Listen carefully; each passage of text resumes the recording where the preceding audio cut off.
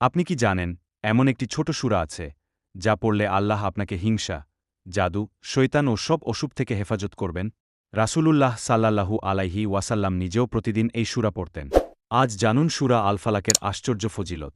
بسم الله الرحمن الرحيم قل أعوذ برب الفلق من شر ما خلق ومن شر غاسق إذا وقب ومن شر النفاثات في العقد ومن شر حاسد إذا حسد রাসূলুল্লাহ সাল্লাল্লাহু আলাইহি ওয়াসাল্লাম বলেছেন, তোমরা এই দুই সূরা পড়ো, কারণ এগুলোর মতো সুরক্ষা আর কিছু নেই। সুনান আবু দাউদ। জাদু ও বদ নজর থেকে রক্ষা। সূরা আল ফালাক বিশেষভাবে পড়া হয় জাদু থেকে বাঁচতে, বদ নজর থেকে বাঁচতে, হিংসা থেকে বাঁচতে।